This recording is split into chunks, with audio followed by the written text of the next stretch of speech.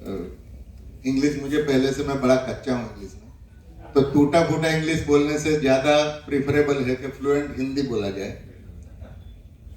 और नॉलेज में बहुत जगह पे मैं सबको ये भी बोलता हूँ, बहुत बच्चों को इंग्लिश नहीं आता है, देन दे फील कॉम्प्लेक्स। तो बहुत सालों से सबको ये बताता हूँ कि English is a language and it's not a qualification. बहुत लोगों ने इंग्लिश को क्वालिफिकेशन बना दिया है, तो ऐसा कुछ जरूरी नहीं है। अगर आपके पास दिमाग है तो कपड़े अच्छे नहीं है तो भी लोगों का जो भी एक्सेप्टेशन होना है वो होगा। तो मैं ज्यादा तैयार इसके भी लिए नहीं होता हूँ कभी, मेरी मिसेस डांटती भी है।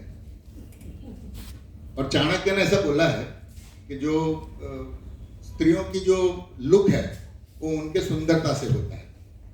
अभी आजकल नहीं है, लेकिन ये चाणक्य के जमाने का है। और पुरुषों का जो लुक है ना वो उसके दिमाग से है। पुरुष को ज्यादा तैयार होने की जरूरत नहीं अगर दिमाग अच्छा है, लेकिन आजकल दिमाग में बहुत कमी होती है, तो फिर तैयार होकर घूमना पड़ता है। ओके, तो अपने पास टाइम बहुत कम है, and I am thanking all two agencies और two association, I should say, society of power engineer and Indian institute of engineer. मुझे आज ही मालूम पड़ा कि मैंने जो चार्टर्ड अकाउंटेंट की जो मीन्स चार्टर्ड इंजीनियर की जो सर्टिफिकेट मैंने लिया है वो ये साहब के मीन्स यहीं से इश्यू हुआ है। And I was very very much thankful. मैं तो पूछने गया था कि साहब मुझे आपके उसमें आना है तो क्या करना पड़ेगा, तो फिर उन्होंने बताया और मुझे फिर मालूम हुआ कि ओके मैं तो ऑलरेडी मेंबर हूँ। आज का अपना टॉपिक ऐसा है, दो टॉपिक है एक्चुअली, और दो टॉपिक में दो वैरायटी है, तो कुल मिला के 4 टॉपिक, और हर एक इंडिविजुअल टॉपिक पे मैं 6 घंटे लेक्चर देता हूँ। तो कुल मिला के 24 घंटे का काम 1-1.5 घंटे में करना है, क्योंकि transformer maintenance, transformer testing, breaker maintenance and breaker testing, ये सबका एक फ्यूजन वर्जन टॉपिक जो आज का है। तो विल ट्राई टू कवर जितना हो सकता है। ब्रेकर का शुरू कर रहा हूं इनिशियली, ब्रेकर टेस्टिंग खत्म करके ट्रांसफॉर्मर के मेंटेनेंस को हम सिर्फ डिस्कस करेंगे, एंड उसके कुछ टेस्ट जो बड़े इंपॉर्टेंट है उसको डिस्कस करेंगे। ब्रेकर में भी जो भी टेस्ट में प्रैक्टिकल फील्ड में प्रॉब्लम आते हैं उसको ही डिस्कस करेंगे due to lack of timing. अगर किसी को कोई क्वेश्चन आ जाता है तो आखिर में क्वेश्चन सेशन है तो उसमें डिस्कस करेंगे, और अगर उसके बाद भी कुछ ऐसा फील्ड रिलेटेड क्वेश्चन है जो शाम को घर जाके याद आ गया तो they can definitely call me, give me a WhatsApp message और एनीथिंग, तो मैं उसमें रिप्लाई कर दूंगा। And I am happy to help to anybody. मेरे व्हाट्सएप का स्टेटमेंट भी यही है, I am happy to help.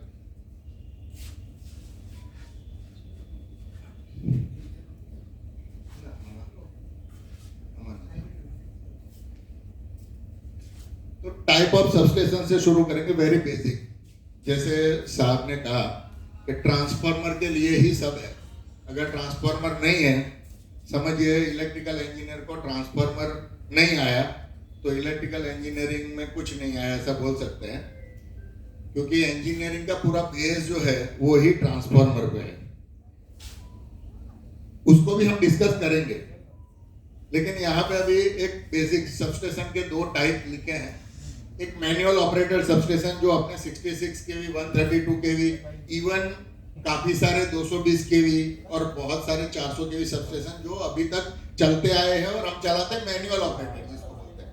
और दूसरे होते हैं ऑटोमेटिक रिमोटली ऑपरेटेड या स्काडा ऑपरेटेड। ये मैं कंसेप्ट शुरुआत में डेफिनेशन इसके लिए दिया हूँ कि एक्चुअली ब्रेकर बहुत सारे, अगर कोई बिल्कुल नया है तो ब्रेकर कहाँ लगता है कुछ मालूम नहीं है। इसके लिए एक फंडामेंटल सिर्फ एक स्लाइड में कि जो ब्रेकर होता है वो सबस्टेशन में लगता है, और वो सबस्टेशन में ट्रांसफार्मर होता है, बिकॉज ट्रांसफार्मर के बगैर सबस्टेशन की जरूरत नहीं है। पहली बात, ट्रांसफार्मर को ही ऐसा बोलेंगे कि वो सबस्टेशन है, क्योंकि पूरे सबस्टेशन बनाने की जरूरत ही ट्रांसफार्मर की वजह से। अगर सबस्टेशन में से ट्रांसफार्मर निकाल लो तो ब्रेकर, सीटी, पीटी, आइसोलेटर किसी की जरूरत नहीं।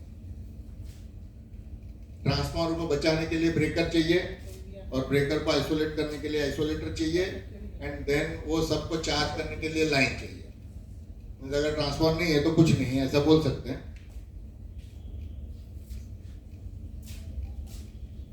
तो एक छोटा सा डेफिनेशन, बहुत कॉमन, सबको मालूम है। आज जितनी भी चीजें हम डिस्कस करेंगे ना, उसमें बहुत सारी 80% इंफॉर्मेशन आपके पास है।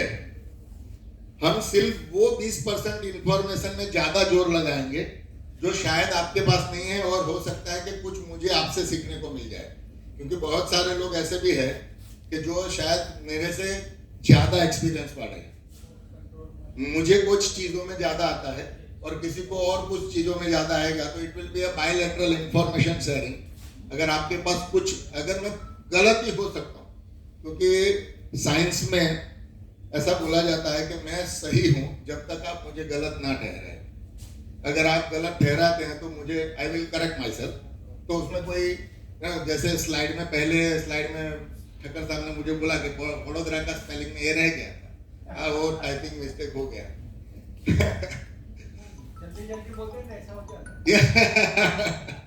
An automatic device for stopping the flow of current in an electrical circuit as a safety measure or as per requirement of user and process. तो अनफोर्सिन सर्कमस्टेंसेस जिसको बोलेंगे, जैसे कि कोई अनवांटेड फिनोमिना, शॉर्ट सर्किट हो गई, overload हो गया, ओवर वोल्टेज हो गया। आजकल बहुत तरह के हम प्रोटेक्शन लेते हैं, क्योंकि ग्रिड में जितना ज्यादा लोड बढ़ा है उतने ही ज्यादा उसकी सेंसिटिविटी भी बढ़ी है, उतने ही ज्यादा न्यूसेंस बढ़े हैं। समाज जितना बड़ा होता है ना, न्यूसेंस उतना ही बड़ा होता है। वैसा ही ग्रिड जितना बड़ा होता है, न्यूसेंस उतने ही बड़े होते हैं। तो जब भी ट्रिपिंग आएगा, या कोई बड़ी लाइन चार्ज होगी, या कोई बड़ा रिएक्टर चार्ज होगा, कोई ट्रांसफार्मर चार्ज होगा, या कोई all of sudden generator synchronized होगा, तो वो सब केस में ग्रिड में डिफ्लेक्शन आएगा। It may be a current deflection, it may be a voltage deflection, और it may be a angle deflection. और ये डिफ्लेक्शन अगर विद इन लिमिट है, everything is okay. If it is out of limit, then a sensing device called relay, वो relay उसको sense करेगा, और हमारे सेट किए गए जो भी पैरामीटर है पहले से तय है कि इससे बाहर हमको नहीं जाना। Then relay will compare the things. अगर उसके बाहर जाता है, threshold value जिसको बोलेंगे, then whether the relay should wait for certain time or it should trip immediately, वो भी हम प्री-डिफाइन करते हैं रिले में, क्योंकि numerical relay are so intelligent, so intelligent कि पहले ऐसा था मैं just giving you a comparison कि इलेक्ट्रोमैकेनिकल रिले जो था ना, उसमें इट वॉज अनइंटेंशनल डिले, जिसको ऐसा बोलेंगे। हमने इंटेंशनल डिले नहीं रखा है, लेकिन अनइंटेंशनल डिले, प्रोसेस डिले जिसको बोलेंगे, क्योंकि इलेक्ट्रोमैकेनिकल रिले इलेक्ट्रोमैग्नेट फंडामेंटल पे काम करती है। It required a half cycle to sense that the voltage is a high और अ करंट इज हाई, क्योंकि वो आरएमएस वैल्यू पे काम करता है। तो जब तक एक हाफ साइकिल नहीं बीत जाती, तब तक रिले को मालूम नहीं होगा कि वोल्टेज बढ़ गया है, कम हो गया है, करंट बढ़ गया है, कम हो गया नहीं। तो वो एक अनइंटेंशनल डिले था कि उसको, वो डिले को हम कम नहीं कर सकते थे। और वही वजह से जो ट्रिपिंग ऑपरेशन है ना, वो हम जल्द से जल्द खत्म करना चाहते थे कि रिले को टाइम डिले नहीं, जब सेंस हुआ तो खत्म कर दोगे। लेकिन अभी ऐसा है कि आपके पास माइक्रो प्रोसेसर बेस्ड रिले है, और वो अभी आरएमएस वैल्यू तो लेता ही है, लेकिन वो इंस्टेंटेनियस वैल्यू लेता है। And based on the instantaneous value, वो अपनी इंटेलिजेंसी से वर्कआउट कर लेता है कि अगर ये इंस्टेंट पे साइन वेव का वैल्यू ये है, तो ये नॉर्मल वेव नहीं है। मीन्स पहली मिली सेकंड में उसको मालूम हो जाएगा रिले को कि ये पीक अभी नॉर्मल पीक नहीं होने वाली, ये ज्यादा पीक होने वाली है। तो अभी हम रिले को क्या बोलते हैं? नहीं, wait, now we are giving intentional delay कि नहीं अभी ट्रिप नहीं होना है, मे भी कोई लाइन चार्ज हो रही है तो वही वजह से ये करंट बढ़ गया है, मे भी कोई ट्रांसफार्मर चार्ज हो रहा है वही वजह से करंट बढ़ रहा है, तो हम रिले को समझाते हैं करंट का टाइप देखो उसमें हार्मोनिक है कि नहीं है, हम बोलते हो कि एक साइकिल बीत जाने दो, then you take a decision. तो हम इंटेंशनल डिले देते हैं। इनिशियली वो नहीं था, तो इनिशियली तो अनइंटेंशनल डिले की वजह से हम जल्द से जल्द खत्म करना चाहते थे, तो ब्रेकर को कमांड दे दिया जाता था। तो जब भी सिस्टम में कुछ भी न्यूसेंस आया, रिले ने सेंस किया, तो ब्रेकर को कमांड जाता है एंड देन ब्रेकर आपके रिक्वायरमेंट के हिसाब से ऑन ऑफ होगा। तो जब आप चाहेंगे तब हम ऑन ऑफ कर पाएंगे, जब प्रोसेस की रिक्वायरमेंट है तब ऑन ऑफ कर पाएंगे, या तो फिर अनफोर्सिन सर्कमस्टेंसेस उसमें वो रिले के थ्रू ट्रिप किया जाएगा और सर्किट को काटेगा। It is just a switch. कोई भी ब्रेकर इंटेलिजेंट नहीं होता। बहुत सारे मैन्युफैक्चरर मुझे बोलते भी है हमारे ब्रेकर इंटेलिजेंट है, नहीं तो वो ब्रेकर को कंपेयर करके एक ब्रेकर के कंपैरिजन में दूसरा ब्रेकर थोड़ा सा इंटेलिजेंट हो सकता है, बट ब्रेकर जो है ना वो डंप डिवाइस है, उसको कुछ मालूम नहीं है कि अभी सिंक हो गया है, अभी ट्रिप नहीं हो सकते, या अभी ट्रिप ऑन नहीं है, या अभी ऑन नहीं हो सकते, वैसा उसको कुछ मालूम नहीं। It is kind of a dump device. आपने बटन दबाया, उसको ऑन होना है, वो आपके पिठ का चाकर है, ऐसा समझिए। तो रिले जब भी एक कमांड दे देगा, ब्रेकर तुरंत उसको ट्रिप करा देगा। या तो ऐसी भी रिले आती है आजकल कि जो रिले को ऑन करा देती है, जिसको बोलते हैं कंट्रोल स्विचिंग। वो आज डिस्कस नहीं करेंगे because it is a separate wide topic कि what is the control switching, उसको आज नहीं लेंगे टॉपिक। लेकिन कंट्रोल स्विचिंग रिले वैसी भी है, आपने ऑन कर दिया लेकिन रिले विल वेट कि नहीं अभी नहीं ऑन करना है। The moment it comes evaluated by the relay and then it will generate a on command. तो अभी हम इंटेंशनल डिले इन ऑन भी रखते हैं और अभी इंटेंशनल डिले इन ऑफ भी है, बराबर है। तो बहुत सारा हम हमारे कंट्रोल में रखते हैं और try to minimize a nuisance system. Please इसके पहले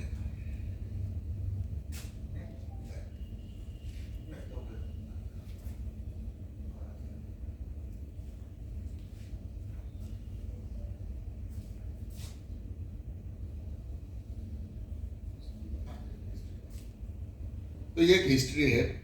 ये बहुत साल पहले मेरे पिताजी ने, ये मेरे पिताजी के स्लाइड शो का एक स्लाइड है, कैसे कैसे ये हिस्ट्री बनी।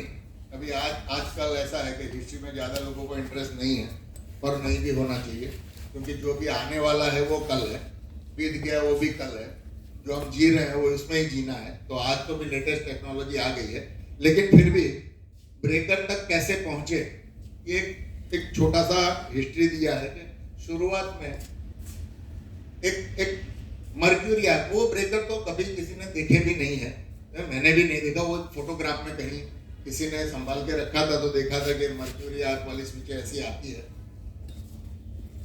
उसके बाद ये जो ब्राउन बोरी, जो आज एबीबी का एक पार्ट, ब्राउन बोरी, एशिया ब्राउन बोरी में ब्राउन बोरी इज अ कंपनी। और मजे की बात ऐसी है, बहुत मजे की बात, कि हमारे पास काफी सारी नॉलेज होने के बावजूद हम अपने आप को बड़े इंटेलिजेंट समझ रहे हैं, समझते थे और इंटेलिजेंट थे भी, लेकिन कोई भी नया इन्वेंशन जो बोलेंगे ना, वो कुछ भी अपने यहाँ नहीं हुआ। It's very bad luck. और वो बैड लक का मेन रीजन ये है, मैंने साहब को भी अभी डिस्कस किया, वो टाइप वही बता रहा था, बैड लक का रीजन है हमारा कॉम्प्लेक्स, हम नॉलेज शेयर नहीं कर रहे। सबसे बड़ा कॉम्प्लेक्स, किसी को जितना भी आता है ना वो अपने तक ही रखेगा और फियर करेगा कि अगर मैं किसी को सिखाऊंगा ना तो ज्यादा होशियार हो जाएगा। ऐसा ये फियर है, इट्स वेरी कॉमन, और ये फियर सबको रहता है। जो टीचर होता है ना, वो टीचर भी ऐसा संभालता है कि देखो इससे ज्यादा नहीं पढ़ाना, हाँ, वरना उसको ज्यादा आ गया, ज्यादा क्वेश्चन पूछेगा, ज्यादा समझाना पड़ेगा। तो वो फियर की वजह से एक दिन था कि जब हमारे पास बहुत सारा नॉलेज था वो धीरे धीरे करके या तो वॉश्ड आउट करवा दिया गया या तो वॉश्ड आउट हो गया, and then now it has become our tendency not to share any knowledge, and that's why मैंने एक नया चालू किया, शेयर द नॉलेज। उससे क्या होगा, आप लोगों को 2 लाइन ज्यादा आ गई, उससे मेरा इंपॉर्टेंट कम नहीं हो जाता, और कम हो जाता तो हो जाए, अगर मेरे से कोई ज्यादा इंटेलिजेंट है तो उसको आगे रहना चाहिए, उसको आगे रहना ही चाहिए। तो नॉलेज शेयरिंग में हम बड़े पिछड़े थे, और वही वजह से यहाँ पे जितनी भी लाइन लिखी गई है इसमें कहीं पे भी इंडियन नहीं है। तो आई विश के इसके बाद हम ज्यादा नॉलेज शेयर करें, तो आगे जाके हमारे बच्चे जब हिस्ट्री पढ़ाए तो कहीं पे भी इंडिया हो। आज तो ऐसा दिन दिख रहा है, सूरज अभी उग रहा है, ऐसा लग रहा है कि कहीं से हमारा सूरज निकल रहा है और धीरे धीरे अभी ऊंचाइयों को सर कर रहा है। तो आगे जाके शायद ये सिचुएशन आए कि हमारे बच्चे हिस्ट्री में कहीं पे भी इंडिया का नाम देखेंगे, ऐसा अभी तो लग रहा है। तो ये हिस्ट्री थी। एंड अंकलेश्वर, ये जेडको से ही मुझे इंफॉर्मेशन मिला था, एंड ये ब्रेकर को रिपेयर करने के लिए भी मैं गया था, एंड तब मुझे ये मालूम हुआ था कि अंकलेश्वर में सबसे पहला SF6 ब्रेकर का इंस्टॉलेशन ABB का ELF ब्रेकर डाला गया था, और उसको 36 साल के बाद लीकेज अटेंड करने के लिए मैं जब गया था, तब ऐसी साहब ने मुझे बताया था कि ये पहला ब्रेकर है जो जेडको में SF6 ब्रेकर लगा था। उसके पहले MOCB थे, BHEL के MOCB, फिर ज्योति के MOCB बहुत कम लोगों ने देखे हैं, जो आउटडोर ब्रेकर भी बनाती थी ज्योति। और सरप्राइजिंग बात ऐसी है कि जब मैं ज्योति में जॉब करता था तो ज्योति के कोई एम्प्लॉय को भी मालूम नहीं था कि ज्योति जो है वो 132 kV तक के MOCB बनाती थी, और वो MOCB हमने रिपेयर किया Chanderia cement, I think Chittorgarh में है चंदेरिया सीमेंट। वहां पे हमने एटना जापान का तो उसका कंट्रोलर था, हाइड्रोलिक कंट्रोलर, उसका मैकेनिज्म था, वो हाइड्रोलिक था। तो इट वाज सो सरप्राइजिंग कि वो टाइम पे भी ऐसी अच्छी कंपनियां थी जो कोई कोलैबोरेशन में ब्रेकर बनाती थी, लेकिन फिर बड़ौदा में कोई भी इंजीनियर ऐसा नहीं बना कि जिसने खुद का ब्रेकर बनाया। आज तक ऐसा है कि इंडिया के करीब 30% इलेक्ट्रिकल प्रोडक्ट का मैन्युफैक्चरिंग बड़ौदा में होता है, एंड फिर भी इनोवेशन जो बोलेंगे ना, we are just doing copy paste. तो इनोवेशन कुछ नहीं, तो इनोवेशन आगे जब हम नॉलेज शेयर करेंगे, इधर कोई दूसरा होगा और मैं वहां पे बैठा होऊंगा, and then bilateral knowledge sharing होगा। तो और ये इसके लिए मैं बहुत थैंक यू बोल रहा हूँ कि ऐसे सेशन अगर होंगे तो नॉलेज शेयर होगा। प्लीज, ये जो है फंडामेंटल, ये इतने साल के एक्सपीरियंस के बाद मैंने बनाए हैं, ये कहीं पे बुक में नहीं है। कोई भी ब्रेकर होगा ना आपका, इसमें इतनी मैकेनिज्म होना जरूरी है, इवन इन MCB इतनी मैकेनिज्म नहीं है, it can't be a breaker. Breaker को इतनी मैकेनिज्म से इक्विप करना पड़ेगा। ये मैं इसके लिए बता रहा हूं कि अगर कोई कल अपना खुद का ब्रेकर डिजाइन करना चाहता है तो उसको ये सब चीज का ध्यान रखना पड़ेगा, जिसमें एक है arc pinching and isolation, mechanical energy charging, closing mechanism, close damping mechanism, tripping mechanism and trip damping mechanism. कोई भी ब्रेकर, एनी डैम ब्रेकर आप ले लीजिए, इसमें इतनी मैकेनिज्म होनी चाहिए। ये जनरलाइज हो गया। सबसे जो टेढ़ी बात है ना, सबसे टेढ़ी बात लोगों को ऐसी लगती है कि जो पहली बात है आर्क पिंचिंग एंड आइसोलेशन, सबको ऐसा लगता है कि ये बड़ी टेढ़ी खीर है। नहीं, सबसे टेढ़ी खीर जो है ना वो नीचे वाले क्राइटेरिया, और वो क्या है, तो वापस जो मैं कॉलेज में पढ़ाने जाता हूँ और एग्जाम्पल देता हूँ, वैसे ही एग्जाम्पल देता हूँ। कि एक आदमी को यहां से यहां तक मुझे भेजना है, तो कितनी एनर्जी चाहिए? थोड़ी सी, मेरे बॉडी के हिसाब से मैं चल के जाऊंगा, लेकिन मुझे जितने मिनिमम टाइम पॉसिबल है उसमें उसे भेजना है। तो मैं क्या करूंगा? फिर वहां से दौड़ के आऊंगा, दौड़ के आके इधर से जंप करूंगा और मैं मिनिमम टाइम में ट्रैवल कर जाऊंगा। लेकिन प्रॉब्लम वहां से शुरू होगा, क्योंकि ब्रेकर में यहां से वहां तक दौड़ने की जगह होती नहीं। मिनिमम स्पेस में आपको एनर्जी लेनी है, आपको वो एनर्जी कांटेक्ट को देनी है जिससे वो कांटेक्ट ट्रैवल कर सके।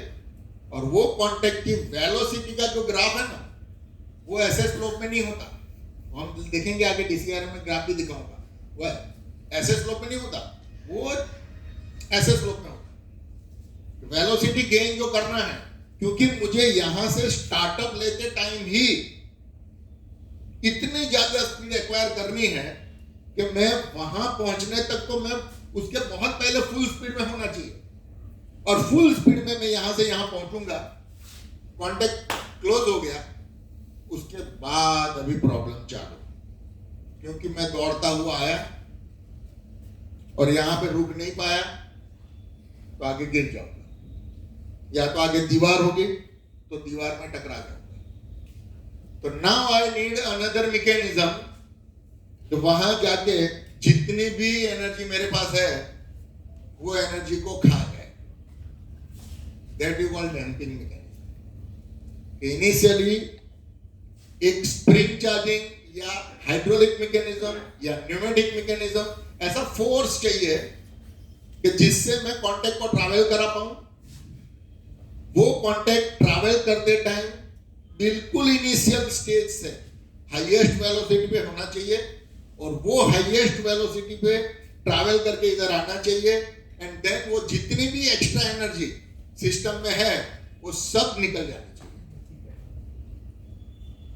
तो बोलने में ही बहुत टेढ़ा है, उसको समझ में, और ये दिखता नहीं। मजे की बात है, अगर आप ब्रेकर के मैकेनिज्म खोल के ब्रेकर के सामने खड़े रहेंगे, स्वादिया साहब को मालूम, बहुत जगह पे 400 जेवी के बहुत ब्रेकर, इतनी वेराइटी के ब्रेकर उन्होंने देखे हैं, इतने हमारे में से किसी ने नहीं देखे, उतने ब्रेकर उन्होंने देखे हैं। तो आप दरवाजा खोलेंगे, बहुत सारे कल पुर्जे दिखेंगे, और आप ऐसे देखेंगे, बटन दबाया, बस इतना आवाज आएगा। It takes in millisecond. Slowest breaker जो अभी तक हमने मेजर किया है, स्लोएस्ट ब्रेकर 180 मिलीसेकंड, उससे स्लो मैंने कभी देखा नहीं है। एबीबी का ईएलएफ ब्रेकर जो 22 केजी पे चलता है, उसके मैकेनिज्म में कुछ प्रॉब्लम था, एंड एबीबी हैज एक्सेप्टेड कि 180 मिलीसेकंड पे कोई प्रॉब्लम नहीं है। आर्किंग टाइम थोड़ा ज्यादा होगा लेकिन चलो। तो that was the slowest breaker. उसका एक्चुअल टाइमिंग 86 मिलीसेकंड है, लेकिन वो 180 मिलीसेकंड लेता था, तो उसको स्लो बोला गया था। तो जो भी होना है वो विद इन मिलीसेकंड होगा। मींस आपके पास देखने के लिए टाइम नहीं है। आपके कितने भी अच्छे जो भी आपके पास अवेलेबल है बाजार में, रूटीनली अवेलेबल, स्पेशल कैमरा की बात नहीं है, रूटीनली अवेलेबल कैमरा से आप अगर शूटिंग करेंगे, तो अभी एक फ्रेम में लीवर इधर है और उसके बाद वाली फ्रेम में वो ऑन पोजीशन में, बस इन बिटवीन क्या हुआ कुछ दिखेगा नहीं। और उसमें हमको इवेल्युएट करना है कि अभी फोर्स निकल गया, या ब्रेकर क्लोज हो गया, या टकरा रहा है या नहीं टकरा रहा है, या टकराएगा या नहीं टकराएगा, वो सब। तो जो डिफिकल्टी ऑफ डिजाइनिंग जो है ना, वो आर्क पिंचिंग में नहीं है, लेकिन फिर भी ज्यादातर डिस्कशन जो होगा ना, वो आर्क पिंचिंग का होगा, क्योंकि उसमें एक स्पेसिफिक नोजल डिजाइन करना पड़ता है। जो नोजल को बोला जाता है कन्वर्जेंट डाइवर्जेंट नोजल, और वो एक नोजल की डिजाइन करने में भी एबीबी को करीब 8 से 10 साल लगते हैं। So only a static device, nozzle जो बोलते हैं वो एक स्टैटिक डिवाइस है, प्रेशर को कन्वर्ट करती है।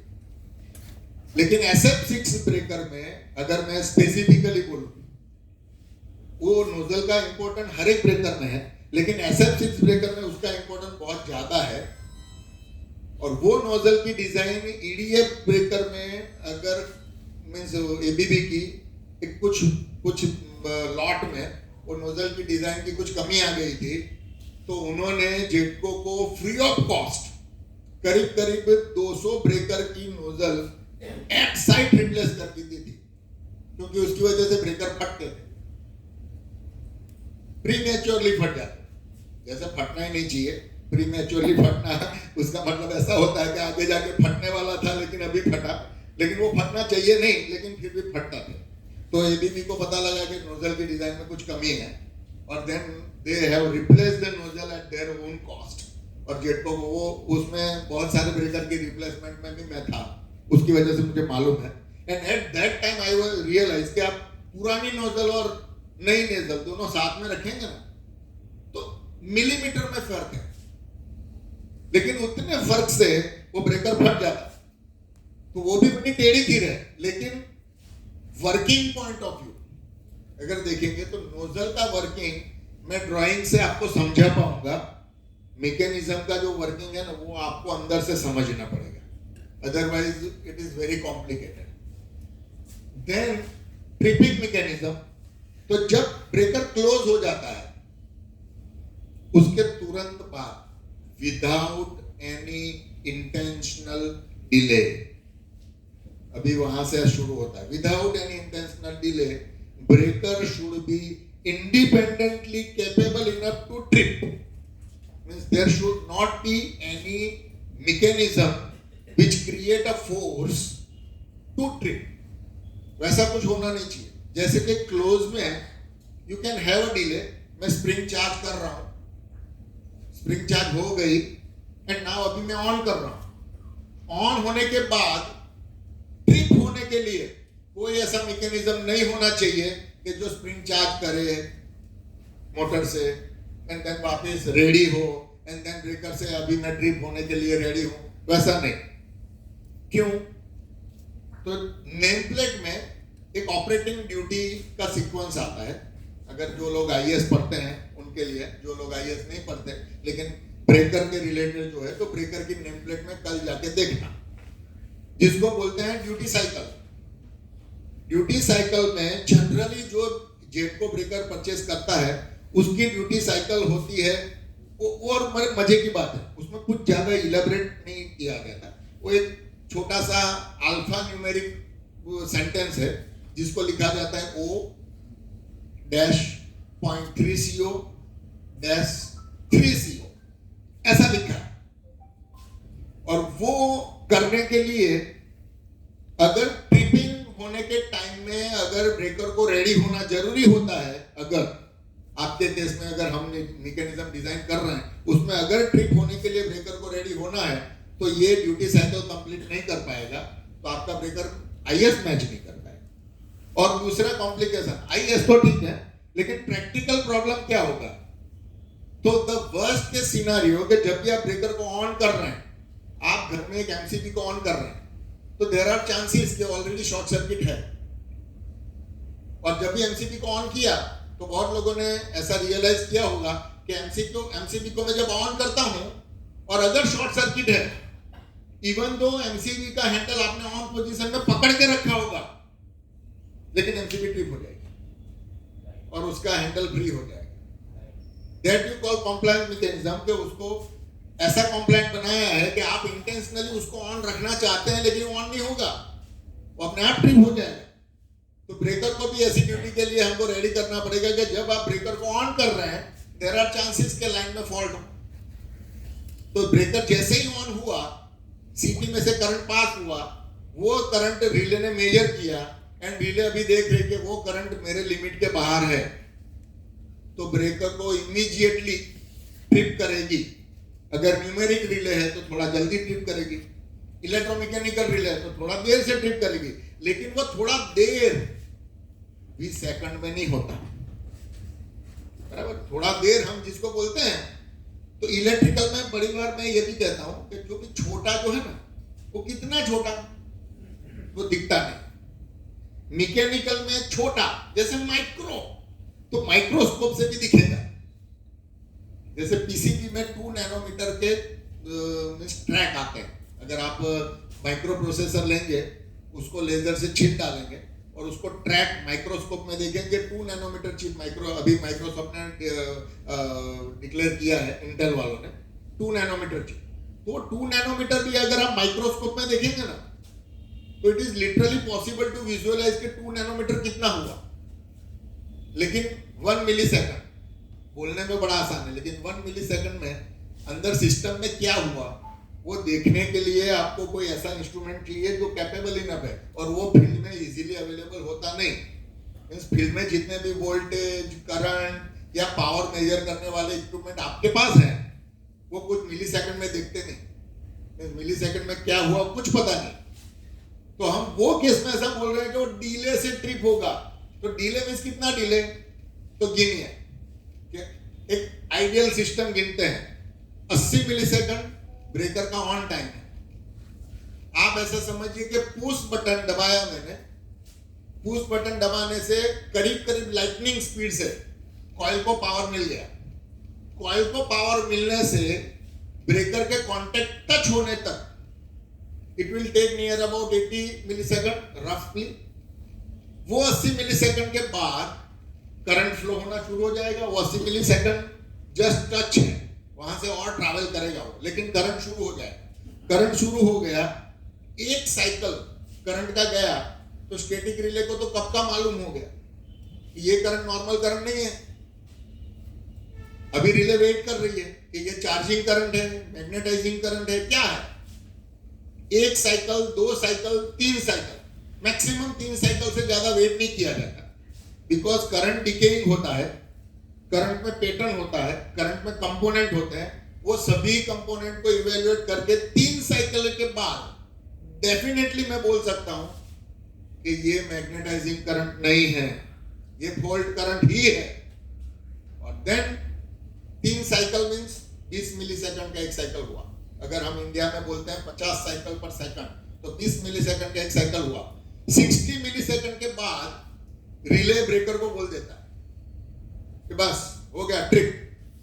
तो 60 मिलीसेकंड के बाद रिले ब्रेकर को कमांड दे देगा वापस ट्रिप, और वो 60 मिलीसेकंड के बाद ब्रेकर को ट्रिप कमांड मिलने से ब्रेकर वापस करीब करीब 30 से 40 मिलीसेकंड में ट्रिप हो जाएगा। तो ये सब कुछ कितने में हो गया, 80 millisecond closing, 60 millisecond evaluation and then 30 millisecond tripping. तो आप बटन दबाएंगे और पुश बटन अभी वापस नहीं आया होगा, उसके पहले ब्रेकर का एक ऑन ऑफ ऑपरेशन कंप्लीट। और न्यूमेटिक ब्रेकर होते थे पहले, और अभी भी होते हैं बहुत जगह पे।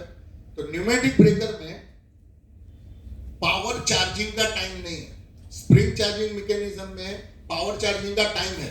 तो मींस आप एक बार क्लोज करेंगे, then spring get discharged, and as per IS the spring needs to be charged within 7 to 8 second. तो 8 सेकंड के पहले स्प्रिंग को चार्ज होना है, लेकिन 8 सेकंड बहुत ज्यादा है। तो उसमें एक पंपिंग जिसको बोलेंगे, वो पंपिंग नहीं होगा, और उसके लिए एंटी पंपिंग डिवाइस भी लगाया जाता है, और एंटी पंपिंग वायरिंग भी किया जाता है हर एक ब्रेकर में। एज पर IS वो मैंडेटरी है। और वो पंपिंग क्या है वो अभी मैं आपको समझा रहा हूं कि जब आप पुश बटन दबा रहे हैं, पुश बटन दबाने से वापस लेने तक का time it considers to be, अगर आप बहुत फास्ट कर रहे हैं तो अभी it is near about 500 millisecond. Means आधा सेकंड लगेगा आपको पुश बटन दबा के वापस लाने में। और 500 मिलीसेकंड में अभी वापस वो गिनती पे जाइए जहां पे हमने देखा कि 80 मिलीसेकंड में ब्रेकर ऑन, 60 मिलीसेकंड में फॉल्ट डिक्लेयर्ड एंड 30 मिलीसेकंड में ब्रेकर ट्रिप। ये सबका अगर आप टोटल लगाते हैं तो कुल मिला के 200 मिलीसेकंड हुआ। तो 200 मिलीसेकंड में ब्रेकर ऑन हुआ, फॉल्ट डिक्लेयर हुआ, ब्रेकर ट्रिप हुआ। उसके बाद भी अभी आपको पुश बटन छोड़ा नहीं आपने, क्योंकि नेक्स्ट 500 मिलीसेकंड तक पुश बटन तो ऑन है, ब्रेकर वापस ऑन हो जाएगा। ब्रेकर वापस ऑन हो जाएगा, फिर से 80 मिलीसेकंड, 60 मिलीसेकंड, 30 मिलीसेकंड, तो एक बार फिर से ऑन ऑफ हो जाएगा। और उसको रोकने के लिए एंटी पंपिंग डिवाइस करके हर एक ब्रेकर में इक्विपमेंट आता है, या तो वो इलेक्ट्रिकल इक्विपमेंट होता है या तो मैकेनिकल इक्विपमेंट होता है। अभी के ब्रेकरों में मैकेनिकल इक्विपमेंट अभी निकाल दिया है। अभी जो नई लेटेस्ट मैकेनिज्म आती है उसमें एंटी पंपिंग मैकेनिकल डिवाइस नहीं है। अभी सिर्फ इलेक्ट्रिकल सर्किट पे हम चला रहे हैं और विद परसेप्शन के भाई स्प्रिंग चार्जिंग होने में बड़ा टाइम लगता है तो पंपिंग नहीं होगा, क्योंकि नेक्स्ट टाइम उसको ऑन होने के लिए स्प्रिंग चार्ज चाहिए। अभी आर्किंग में प्लीज नेक्स्ट। तो ये जितने भी मैकेनिज्म हम बोल रहे हैं, नोजल बोल रहे हैं, वो सब ये हर एक टाइप के ब्रेकर में लगना। ऐसा समझिए कि वो बल्क ऑयल ब्रेकर होगा, बहुत रेयरली किसी ने देखा होगा, जो जितने भी जेटको में काम कर चुके हैं उन लोगों ने देखा होगा। अभी भी किसी को देखना है तो पूरे गुजरात में एक ही जगह पे पीओसीपी चालू है जो हम मेंटेन कर रहे हैं, वो है heavy water plant. GSFC heavy water plant है, उसके ब्रेकर हम ही मेंटेन कर रहे हैं। वहां पे पीओसीपी है क्योंकि वो न्यूक्लियर पावर कॉर्पोरेशन के अंदर में आते हैं और उनको अपग्रेडेशन करने के लिए सेंट्रल गवर्नमेंट की परमिशन चाहिए। मजे की बात है, बड़ा दुख होता है कि कोई भी इंडियन मैन्युफैक्चरर जो है ना, वो अभी ब्रेकर सप्लाई कर सकता है लेकिन वो इंडिजीनियसली बनाया हुआ नहीं है। सभी ने किसी न किसी बाहर की कंपनी की कोलैबोरेशन की है और उसमें से बहुत सारी कंपनी अमेरिका से रिलेटेड है। तो अमेरिका का ऐसा नोटिफिकेशन है कि आपको न्यूक्लियर पावर में कहीं पे भी अपग्रेडेशन करना है तो आपको न्यूक्लियर पावर कमिटी जो है वहां से अप्रूवल लानी पड़ेगी। that breaker replacement is considered to be some upgradation of system। तो एबीबी मना कर रही है, नहीं हम ब्रेकर नहीं देंगे। सीजीएल ने बोला हम ब्रेकर देंगे लेकिन उसका ब्रेकर एबीबी जैसा कॉम्पैक्ट नहीं है, तो जगह पे फिट नहीं बैठता। तो पूरा नया सबस्टेशन डिक्लेयर कर रहे हैं कि हम जीआईएस बनाएंगे, तो कोई जीआईएस सप्लाई नहीं कर रहा, ऑफर नहीं मिल रहा। और अगर आपके पास कोई वेंडर है तो आप मुझे बोलना, हमको चाहिए ब्रेकर सिटी का कंबाइंड वर्जन जो सिर्फ एबीबी के पास है, क्योंकि जगह कम है। करीब करीब एबीबी को हाथ पैर जोड़ चुके हैं, पैर पड़ने का ही बाकी पड़ा है बस। उनको लेटर भी दिया सेंट्रल गवर्नमेंट से, राष्ट्रपति के अथॉरिटी से लिखा गया लेटर कि it is not kind of upgradation of system for the nuclear power, लेकिन फिर भी नहीं हुआ। तो ज्यादा जोर मैं इसके लिए दे रहा हूं कि अगर कोई इंडिजीनियस लोकल कंपनी है तो आगे जाके हम हमारे देश को और ज्यादा सपोर्ट कर पाएंगे। और वो सभी ब्रेकर में वो पीओसीबी जहां लगे हैं वो भी बड़े अच्छे हैं, उसका फॉल्ट लेवल कम है और वही वजह से हमको उसको बदली करना पड़ रहा है। तो पीओसीबी, देन एमओसीबी, एयर ब्लास्ट ब्रेकर अभी बहुत सोच रहा हूं। एयर ब्लास्ट ब्रेकर को निकालने की मजबूरी क्या थी? स्वादिया साहब के अलावा किसी को मालूम है तो बताइए। एयर ब्लास्ट ब्रेकर को सिस्टम में से निकाल देने की मजबूरी क्या थी? लीकेज। उसके अलावा भी एक क्राइटेरिया था जो था फॉल्ट लेवल, बराबर है, उसका फॉल्ट लेवल कम था, लेकिन वो लीकेज वाज दैट विक्टिम कि उसकी वजह से कंप्रेसर कंटिन्यूअस चलते थे एंड सबस्टेशन का जो ऑक्सिलरी लॉसेस है ना उससे ज्यादा हो जाता था। तो किसी ने ऐसा सोचा नहीं वो टाइम पे हमारे में से ही कि क्या हम सोलार लगा के उसको कॉम्पेंसेट नहीं कर सकते? कर सकते थे। उसका टेक्नोलॉजी अपग्रेड करके क्या उसका फॉल्ट लेवल नहीं बढ़ा सकते थे? बढ़ा सकते थे, लेकिन एबीबी ने बोला कि एयर ब्लास्ट ब्रेकर जो है वो नहीं चलाएंगे, हम आपको SF6 ब्रेकर देंगे। और उससे क्या प्रॉब्लम हुआ वो भी आगे वो हम डिस्कस भी करेंगे। That will be my last topic. इसमें ही हम डिस्कस करेंगे कि उसकी वजह से क्या आज रो रहे हैं कि SF6 का कोई ऑप्शन नहीं है। यू हैव नो ऑप्शन, लेकिन आज कोई भी इंजीनियर में ऐसा गट्स नहीं है कि एबीबी को कंपलसरी करेगी you develop your air blast. वापिस क्यों नहीं कर सकते? इतने सारे जहां पे आपको कोई एनवायरमेंटल इफेक्ट नहीं है, जहां पे कोई पॉल्यूशन नहीं है। The problem was only two problem. One was the leakage problem जो आपको ज्यादा ऑक्सिलरी लॉसेस खाता था, और another problem was fault level problem जो टेक्नोलॉजी से अपग्रेड हो ही सकता था, किसी ने उसमें ध्यान नहीं दिया। एनवायरमेंटल हैजार्डस में हर सेमिनार में हर लोग ऐसा बोलते हैं कि we want some replacement of SF6। उसके लिए मिक्सचर ऑफ गैस आए, उसके लिए CO2 ब्रेकर डेवलप हो रहे हैं, उसके लिए नाइट्रोजन ब्रेकर डेवलप हो रहे हैं, लेकिन कोई भी इंजीनियर ऐसा क्यों नहीं बोल रहा है कि हम वापिस एयर ब्लास्ट में जाए? क्यों? क्योंकि जैसे इंग्लिश में लेक्चर देना it is some kind of pride और हिंदी में नहीं देना है, वैसे ही पुरानी टेक्नोलॉजी को वापस यूज करना बोलना नहीं, वो तो बराबर नहीं हो गया। की साइज बहुत बड़ी नहीं, वो साइज बड़ी है, कोई चिंता नहीं। अगर if you compare with a T section SF6 breaker, it is almost comparable. 15% size difference. उसका मेरे पास एक पूरा शीट बनाया हुआ है। उसका फुट लेआउट आप देखेंगे तो 400 केवी का foot layout is almost equal to a DLF breaker 400 KV का। अगर आप PIR के साथ देखते हैं उसको, तो PIR के साथ वोल्टेज डिवाइडिंग कैपेसिटर के साथ ABB के ELF ब्रेकर का एरियल जो डिस्टेंस है ऑलमोस्ट DLF के एरियल उसके जितना है। उसमें ज्यादा फर्क नहीं, 15% ज्यादा है। वो कहीं ना कहीं कॉम्पेंसेट हो सकता था, लेकिन वो किसी ने अपग्रेडेशन में लिया नहीं, क्योंकि सबको डर लग रहा था कि अगर मैं ऐसा बोलूंगा कि हम पुरानी टेक्नोलॉजी में जा रहे थे, नहीं छी, किसी को कुछ आता नहीं, आप तो पुराने ख्याल थे, वैसा हो जाता। और अभी भी मैं सबको बोलता हूँ कि आप जब भी कोई भी डेवलपमेंट के कोई भी इवेंट में if you are willing participate कर रहे हैं, या तो आपके पास ऐसी अथॉरिटी है, या तो आपके पास कोई व्यू मांगा जाता है, then you give your view के वापिस एयर ब्लास्ट में क्यों नहीं जा सकते। अगर कोई ऐसा सोचेगा कि एयर ब्लास्ट में जा सकते हैं तो उसमें इनोवेशन होगा, बराबर है। और वो इतने स्टडी ब्रेकर है, वैसा नहीं है कि वो क्वालिटी वाइज इंफीरियर है। हमने 38 साल पुराना DLF, 38 साल पुराना 400 केवी का DLF, जो 38 साल की पूरी सर्विस में सिर्फ तीसरी दफा ओवरऑलिंग हो रहा था, उसके कॉन्टेक्ट मींस यू सरप्राइज कि यार ये SF6 के कॉन्टेक्ट, अगर फोटोग्राफ मेरे पास है मैं दिखाऊंगा, SF6 के कॉन्टेक्ट में आपको कार्बन मिलता है, मैंने देखा है, मिला है। DLF में कभी नहीं, दैट क्लीन। और उसमें फायदा क्या है कि जो भी कार्बन हो भी रहा है, मैं तो मना नहीं करता, होता उसमें, लेकिन वो एयर का ब्लास्ट ऐसा होता है, अगर आसोज में ब्रेकर ऑपरेट होता है और आप हाईवे से जा रहे हैं तो आपको मालूम होगा अंदर कुछ हुआ। वो भी मुझे किसी ने ऐसा बताया था कि that was also a point.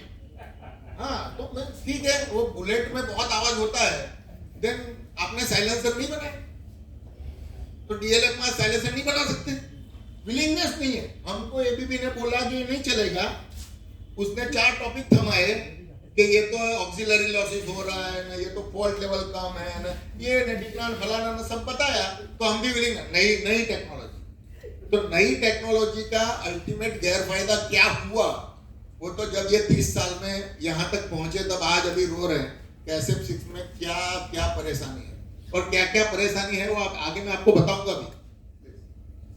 तो ये फोटोग्राफ है, ये आसोज में ही लिया था शायद, ये वाला बहुत पुराना ब्रेकर गोत्री में फिट हुआ था। जब निकलने वाला था उसके पहले मैंने फोटोग्राफ ले लिया था, क्योंकि गोत्री में, मेरी जानकारी में गोत्री में सबसे आखिर में BOCB निकले थे, उसके बाद फर्टिलाइजर में शायद निकले थे। तो ये BOCB इधर वाला, विद्युत नगर में भी थे 22 के। हाँ, विद्युत नगर में भी थे। तो ये DLF है। दोनों ही ब्रेकर का technology wise it was that complicated.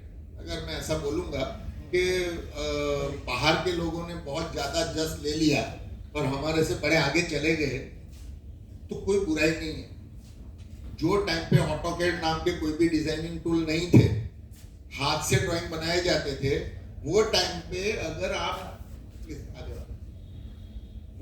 अगर ये DLF ब्रेकर का एयर ब्लास्ट वाला स्वादे संघ ने भी देखा है, आप खाते टाइम उनको पूछना, वो एयर ब्लास्ट वाल जब खुलता है तो जो स्पेयर पार्ट उसमें होता है ना, इतनी सफाई से उसमें से एक भी वॉशर आगे पीछे हो गया तो नहीं चलेगा।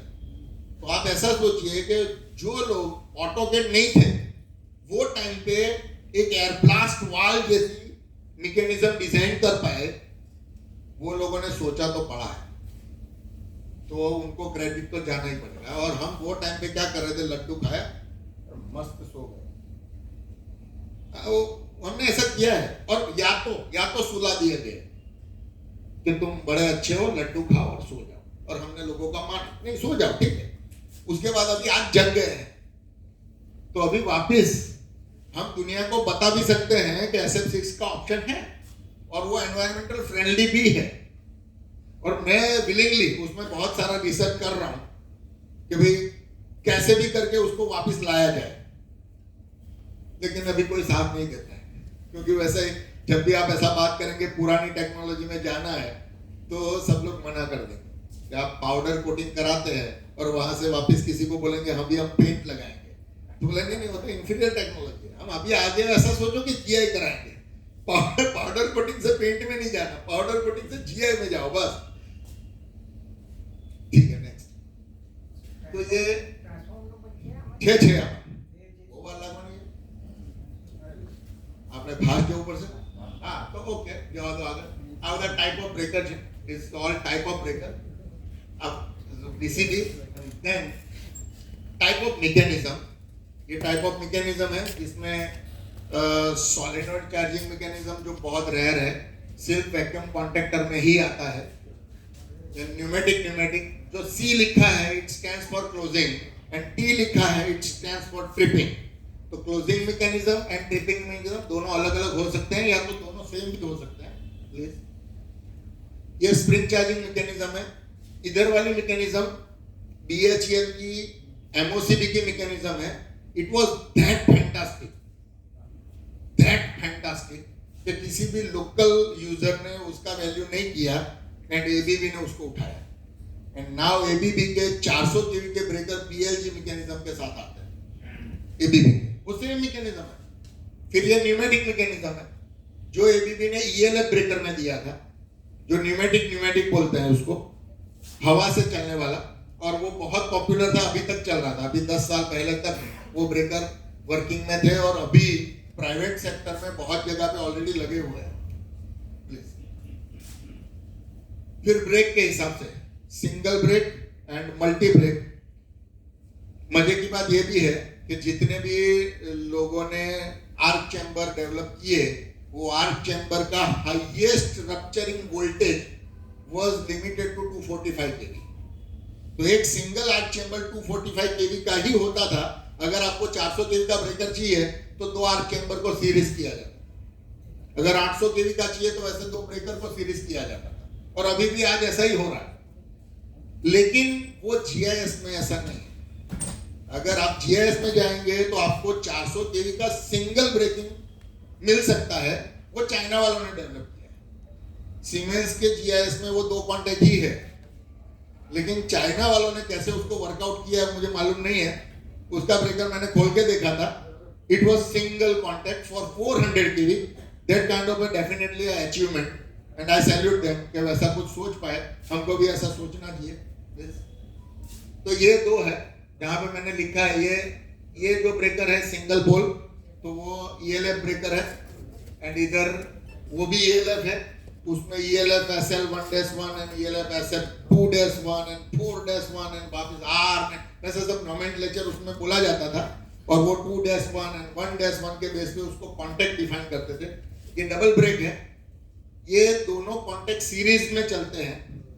और जो लोग इलेक्ट्रिकल से हैं उनको ज्यादा पता लगेगा, जो मैकेनिकल से हैं उनके लिए ये थोड़ा और इलैबोरेटिंग कर रहा हूं कि 2 कॉन्टैक्ट जब आप सीरीज में कर रहे हैं और दोनों का ऑपरेटिंग टाइम अगर कुछ मिलीसेकंड से भी डिफर है, मान लो 1 मिलीसेकंड से डिफर है, which is quite a possibility, लेकिन वो डिफरेंस की वजह से 2 में से जो भी कॉन्टैक्ट पहले खुलेगा ना उसको 400 kV रप्चर करना पड़ेगा। एंड दैट्स व्हाई ये टाइप के ब्रेकरों में failure of arcing contact was very common. उसके बाद उसको टालने के लिए वोल्टेज डिवाइडिंग कैपेसिटर लगाया गया। और जब भी आप वोल्टेज डिवाइडिंग कैपेसिटर वाले ब्रेकरों से मीन्स नाता जोड़ रहे हैं, तो you should always keep in mind कि ब्रेकर ओपन हो गया, दैट डजंट मीन कि आउटपुट सर्किट में वोल्टेज जीरो है। ये खास जब भी आप वोल्टेज डिवाइडिंग कैपेसिटर वाले ब्रेकर से डील कर रहे हैं फील्ड में, तो जब भी ब्रेकर ओपन हो गया, दैट डजंट मीन कि आउटपुट सर्किट में वोल्टेज जीरो, वहां पर फुल वोल्टेज अवेलेबल है 400 केवी। और आइसोलेटर काटे बिना अगर आपने अर्थिंग लगाया, आदमी को मरना पड़ेगा, पक्का मरना पड़ेगा, डैम श्योर। उतना डिस्चार्ज करंट जाएगा, क्योंकि जो वोल्टेज डिवाइडिंग कैपेसिटर है उसको काटने के लिए कोई सर्किट नहीं है, उसके थ्रू एसी सर्किट जो है, क्योंकि वो वोल्टेज को ब्लॉक नहीं करता, वो तो वोल्टेज को पास होने देता है, तो फुल चार्ज वोल्टेज पड़े हुए हैं। और पहली दफा जब भी आप अर्थिंग लगाएंगे, ढंग से धमाका होगा तुरंत ही। तो इसके लिए 400 केवी में ऐसा एडवाइस किया जाता है कि ब्रेकर बंद करके आइसोलेटर काटे बिना अर्थिंग को लगाना नहीं। Not even in 400 KV, actually हर एक जगह पे, क्योंकि उसको बोलते हैं कैपेसिटिव डिस्चार्ज वोल्टेज। ब्रेकर जब ओपन है तो ओपन कंडीशन में भी उसके दूसरे वाली प्लेट पे वोल्टेज पड़े रहते हैं। ये दोनों है, ये सिंगल ब्रेक, ये डबल ब्रेक विथ कैपेसिटर। तो ये अब ये कैपेसिटर वाला जो ऊपर वाला पतला डंडा है ना, वो कैपेसिटर है, और नीचे वाला जो मोटा डंडा है वो एक्चुअली आर्किंग कॉन्टैक्ट। तो वो दो आर्किंग कॉन्टैक्ट सीरीज में है, तो आर्क चेंबर है, एंड उसके ऊपर दो पैरेलल कैपेसिटर है। तो कैपेसिटर क्या करता है, वोल्टेज को इक्वल पार्ट में डिवाइड करता है।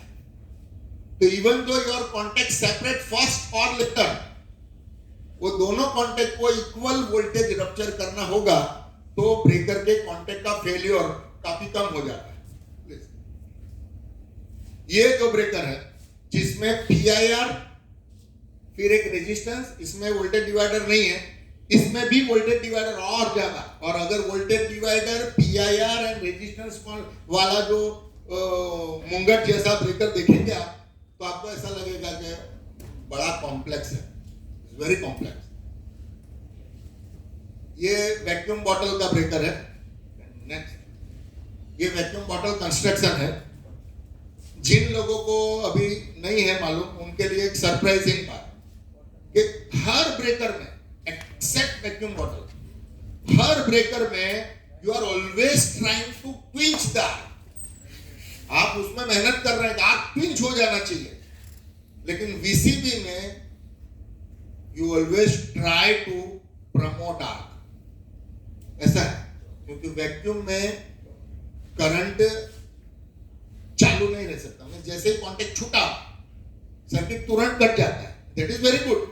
लेकिन अगर अनडिजायरेबल कंडीशन में ब्रेकर ओपन हो गया और करंट फुल पोजीशन पे था और बीच में करंट कट गया, तो करंट चॉपिंग हो जाएगा, एंड उसके लिए RR भी जनरेट हो जाएंगे, रिवर्स रिस्ट्राइकिंग वोल्टेज, एंड वही वजह से वापस रीइग्निशन ऑफ आर्क होगा। तो हमको क्या करना है, नेक्स्ट करंट जीरो तक आर्क को मेंटेन रखना है, एंड देन करंट जीरो पे वो आर्क अपने आप बुझ जाएगा। वैसा वैक्यूम बॉटल में करते हैं, और वो उसके लिए मैं पूरा बड़ा इलैबोरेशन कर सकते हैं, लेकिन अपने पास टाइम नहीं है प्लीज। तो जो जनरल प्रॉब्लम जो लोग फील्ड में है, इसके अलावा भी कुछ प्रॉब्लम है, then that also we can discuss. Dummy stroke due to poor working of damper.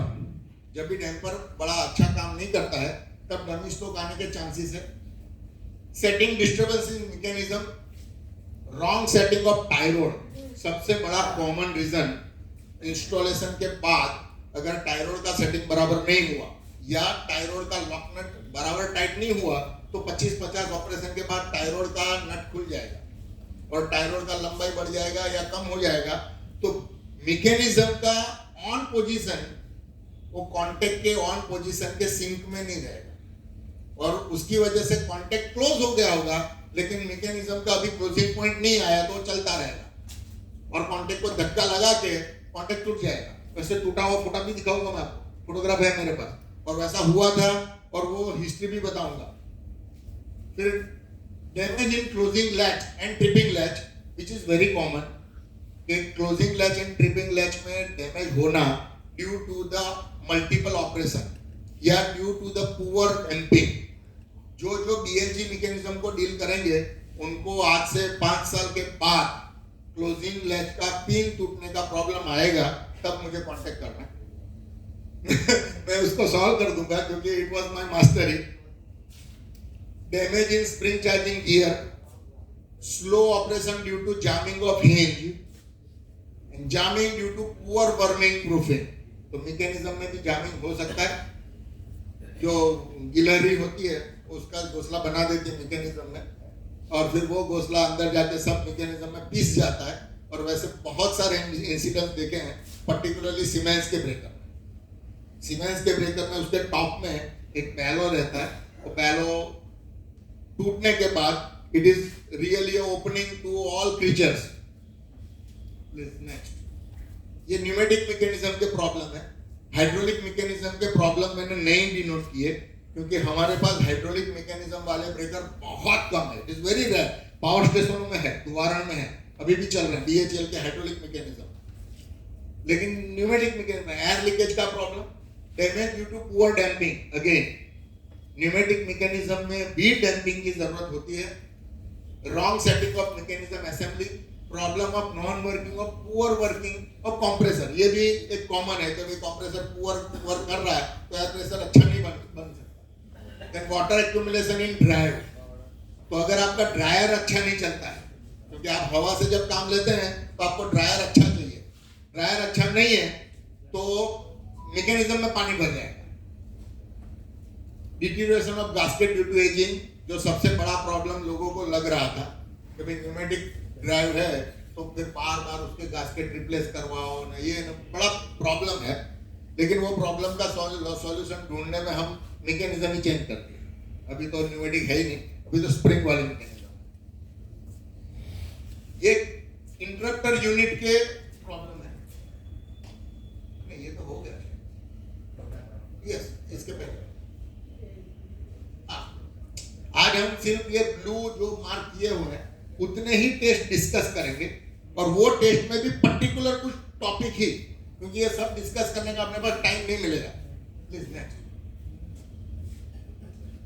Gas leakage, जिसमें अभी लेटेस्ट टेक्नोलॉजी जिन लोगों ने देखी है उनको मालूम है, जिन लोगों ने नहीं देखी उनको फ्लेयर ने एक ऐसा कैमरा निकाला है जो SF6 गैस लीकेज को पिक्चराइज कर सकता है। अभी तक ऐसा था कि सिर्फ वो एक हेलोजन डिटेक्टर या तो SF6 gas detector specifically meant to sense a gas SF6 gas, और अदरवाइज जो भी हेलोजन गैस डिटेक्टर आता है उससे भी काम चल सकता है, और उससे डिटेक्ट करते थे। और उसमें सभी जगह पे अगर लीकेज बहुत छोटा मोटा रहा तो मिलता भी नहीं था, लेकिन कैमरा से वो बड़ा आसान हो गया है। तो फ्लेयर का कैमरा है। नेक्स्ट, ये लीकेज डिटेक्टर है जो एकदम कॉमन, सबसे ज्यादा यूज होने वाला, वेरी हैंडहेल्ड। शायद बहुत लोगों ने जो फील्ड में काम कर रहे हैं उन्होंने देखा होगा, यूज भी किया होगा। मजे की बात है, बहुत मजे की बात है, जो गैस बड़ा ग्रीन हाउस है जिसके यूज से बड़ा खतरा है, ह्यूमैनिटी को खतरा है, सिगरे ऐसा बोल चुका है कि SF6 गैस से ह्यूमैनिटी को खतरा हो सकता है। वो गैस में IEC ने इवन IS ने टॉलरेंस दिया। वो टॉलरेंस मैंने लिखा है इधर, सिगरे का पेपर है अक्टूबर 2010 में, उसने लिखा है IEC 62271 suggests the permissible leakage rate shall be less than 0.5%. Means if it is 0.4, it is allowed. It is allowed. It is also allowed 1% leakage for the breaker. 0.5% तो GIS के लिए है। And GIS में gas का volume कितना होता है किसको मालूम? GIS में अगर 400 के का ब्रेकर लेंगे तो करीब 50 किलो गैस आता है उसमें, करीब। लेकिन GIS का एक चैम्बर लेंगे ना, not less than 100 kg। GIS का अगर पाइप जो बाहर एक्सटेंड होता है, वो पाइप भरेंगे ना, उसको वैक्यूम होने में 2 दिन लगते हैं। उसको भरने में करीब 3.5-4 घंटे जाते हैं, उसको गैस भरने। बॉटल लाते जाओ, खाली करते जाओ, लाते जाओ, खाली करते जाओ। 9 बॉटल एक pipe, 9 bottles of 50 kg means it is near about 450 kilo is only in one phase. तो अगर आप GIS का कोई सबस्टेशन देखते हैं and then the allowance is 0.5%, तो मुझे ऐसा लगता है कि प्लीज भाई कॉन्फ्रेंस में ऐसा सब बोलो नहीं कि SF6 गैस बड़ा डेंजरस है, ऐसा कोई बोलो नहीं, क्योंकि हम ही अलाउ कर रहे हैं कि भाई पॉइंट, क्योंकि टेक्नोलॉजी नहीं है, पूरा चैम्बर को सील करने के लिए टेक्नोलॉजी है नहीं, और हमने ऐसे गैस को ले लिया है और हमको ये अलाउंस दिए बिना छुटकारा नहीं, क्योंकि मैन्युफैक्चरर मना करेगा ऐसा सील कहां से लाऊं, तो गैस तो निकल रहा है। आप जब भी कोई भी GIS वाले एरिया में गए हैं तो आप SF6 गैस इनहेल करके आई है, हालांकि वो टॉक्सिक नहीं है, अगर वो SF6 गैस है, उसके बहुत सारे कंपोनेंट टॉक्सिक भी है। प्लीज नेक्स्ट, ये gasket replacement in process. Please next, पहला टेस्ट DC कॉन्टैक्ट रेजिस्टेंस, सबसे कॉमन, उसमें जो नया टेक्नोलॉजी है उसकी हम डिस्कशन करेंगे, जिसमें बोला जाता है 2 साइडेड अर्थ टेस्टिंग, जो 400 केवी में बड़ा जरूरी है। मेरा हाथ जल गया था आसुद में ही, जब टाइमिंग करते थे हम, तो टाइमिंग का वायर किट में लगा हुआ था, वो वायर को गलती से वो वायर को मैंने निकाला और वापस लगाना चाहता था, लेकिन वापस लगाते टाइम वो जो पिन है वो हाथ को छू गया, इतना इंडक्शन था तो चमड़ी जल गई थी, ज्यादा नुकसान नहीं हुआ था, लेकिन that shows and that also give me an idea about induction. 400 केवी में आपका सेक्शन आइसोलेटेड है तो आपको अर्थिंग लगाते टाइम ऐसा सोचना पड़ेगा कि जब मैं अर्थिंग लगाऊंगा ना तो आवाज तो आएगा। 400 केवी में जब आइसोलेटर लगाते हैं जहां पे कोई लोड नहीं है, सिर्फ ब्रेकर चार्ज होता है, उसका आइसोलेटर का जब क्लोज होने का जो सिस्टम होता है ना, जो पहली दफा कर रहा है, जो पहले, और वही वजह से अभी अवॉइड करते हैं कि मैनुअल ऑपरेशन, लेकिन फिर भी फील्ड में ऐसी सिचुएशन आ जाती है कि फोर्सफुली मैनुअल ऑपरेशन करना पड़ जाता है, जो अनअवॉइडेबल सिचुएशन है, लेकिन करना पड़ जाता है। तो अगर पहली दफा किसी ने देखा है और मैं आइसोलेटर लगा रहा हूं और जब कांटेक्ट नजदीक आएंगे सब भागने लगे, उतना स्पार्क होगा, और जब कांटेक्ट टच हो जाएगा तब कोई टेंशन नहीं, उतना स्पार्क होता है, और that all spark due to the charging current, जो डेड सेक्शन है उसका चार्जिंग करंट है, सिंपल छोटा सा करंट, लेकिन वो भी बड़ा चार्ज देता है, और ड्यू टू म्यूचुअल इंडक्शन बगल वाली लाइन चार्ज है, वो भी इसमें वोल्टेज जनरेट करती रहेगी, क्योंकि 400 केवी का फील्ड बहुत मोटा होता है। तो आप जब भी कोई भी 400 केवी के सबस्टेशन में काम कर रहे हैं, आपको 2 साइड पे अर्थिंग करना है, तो सबसे बड़ा क्वेश्चन क्या होता है कि जब मैं कॉन्टैक्ट रेजिस्टेंस मेजर करना है और दोनों साइड पे मैं अर्थ लगा रहा हूं, तो कॉन्टैक्ट रेजिस्टेंस मेजर कैसे करूंगा? क्योंकि कॉन्टैक्ट रेजिस्टेंस मींस क्या है, कोई एक सर्किट, इधर मैंने ड्रॉ किया है, कोई एक सर्किट, ये सर्किट को डीसी करंट पास करूंगा सर्किट में, यहां से ये मेरा करंट सोर्स है, ये करंट सोर्स से डीसी करंट पास होगा, एंड ये वोल्ट मीटर है जो across the resistance voltage drop measure करेगा और आपको गिनती करके देगा। लेकिन मैं यहां पे भी अर्थ कर दूंगा, यहां पे भी अर्थ कर दूंगा, तो फिर रेजिस्टेंस कैसे मेजर कर पाऊंगा? Is literally theoretically not possible. लेकिन फिर भी ऐसे इंस्ट्रूमेंट आते हैं कि जो दोनों साइड पे अर्थ करने के बावजूद आपके कॉन्टैक्ट रेजिस्टेंस को मेजर करते हैं। नेक्स्ट,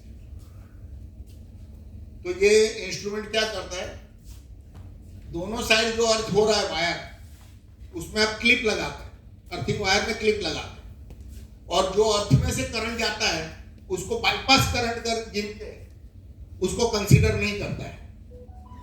तो टोटल करंट में से बाईपास में जितना करंट गया उतना माइनस, एंड देन जो करंट गया, तो कंपनी ऐसा बोलती है कि हमारा जो एक्यूरेसी है ना वो 1 माइक्रो ओम का है, लेकिन ऐसा नहीं है, उसके कैटलॉग में लिख के नहीं देता हूं। आपको समझाने आता है तब बोलता है कि 1 माइक्रोन का रिजोल्यूशन हम देंगे इंक्लूडिंग एक्यूरेसी, लेकिन ये लेस एक्यूरेट मेथड है, लेकिन हमारा काम चल जाता है क्योंकि 400 केवी में ऐसा कोई ऑप्शन नहीं है। 400 केवी में अगर आप दोनों साइड पे अर्थिंग किए बिना 2 वायर लाके आपकी किट में डालेंगे तो किट है ना वो हीटर के जैसे उबलेगी, उतना डिस्चार्ज आ जाता है वोल्टेज।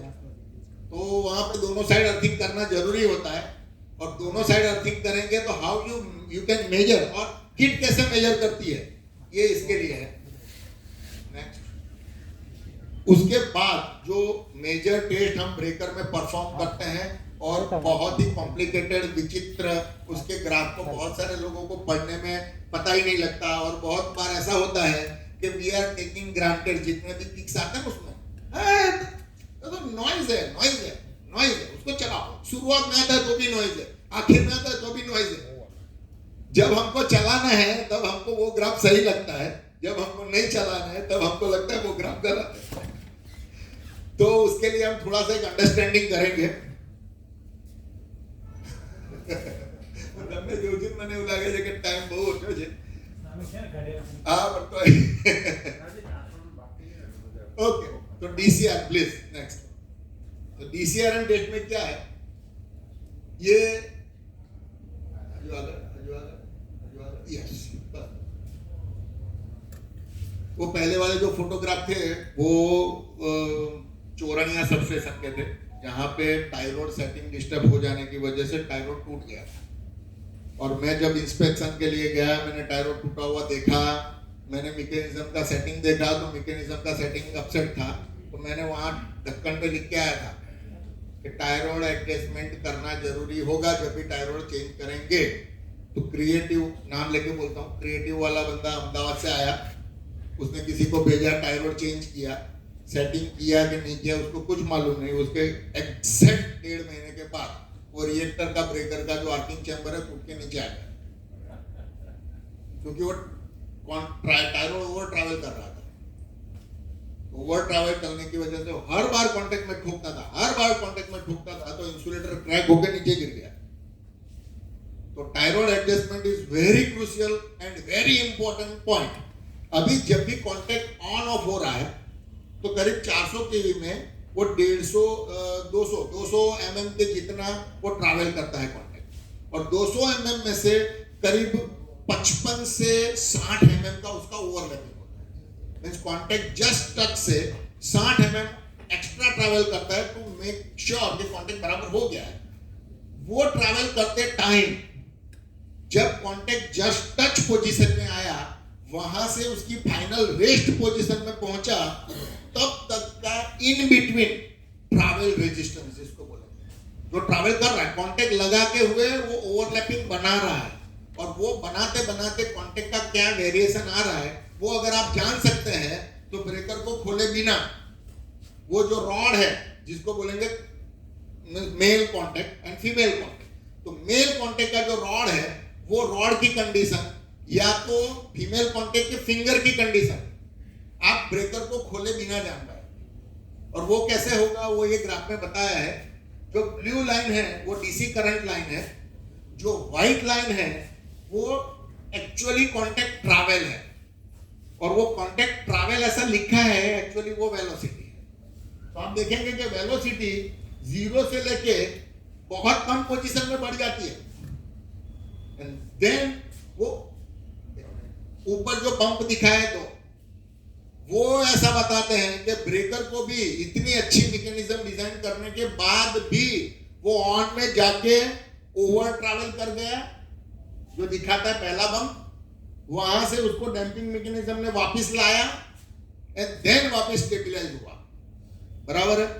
तो वो जो बम्पिंग है वो बम्पिंग में भी लिमिट है, इससे ज्यादा बम्पिंग नहीं होना चाहिए, बराबर है। और वैसे ट्रिप टाइम में भी जब ट्रिपिंग होता है तब भी बम्पिंग होता है, और वो बम्पिंग अगर आपका डैम्पिंग बराबर नहीं है तो और ज्यादा ऑसिलेट करेगा और it will cause severe damage to contact. और वो जानने के लिए आपको डीसीआरएम के अलावा दूसरा कोई टेस्ट नहीं है। और डीसीआरएम का फुल फॉर्म क्या है? Dynamic contact resistance measurement. तो हम ब्रेकर जब ट्रैवल कर रहा है क्लोजिंग में या ट्रिपिंग में, तो ड्यूरिंग द ट्रैवल हम रेजिस्टेंस के रेफरेंस लेते हैं और अलग अलग टाइम पे अलग अलग रेजिस्टेंस का पूरा एक चार्ट बना के उसको ग्राफ में प्लॉट करते हैं, बराबर है।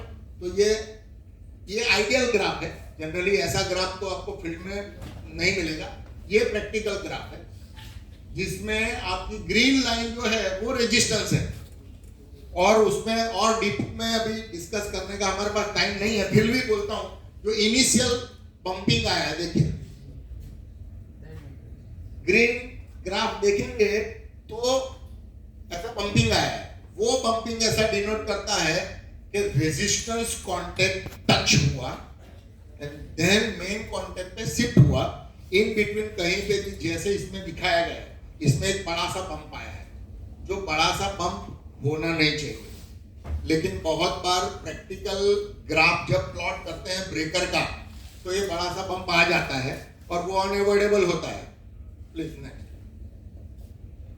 ये दूसरा एक प्रैक्टिकल ग्राफ है, ये हमने लिया था कॉलेज में, 66 केवी ब्रेकर का है, जिसमें ये जो यहां पे दिखा है छोटा सा पंप, ये नहीं होना चाहिए। ये पंप अगर इधर है तो इट इज एब्सोल्युटली ओके, लेकिन हाफ द वे में ये पंप इज नॉट ओके।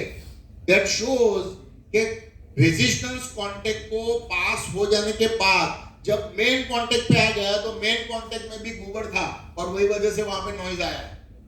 तो आपको मेन कांटेक्ट की कंडीशन चेक करवानी पड़ेगी।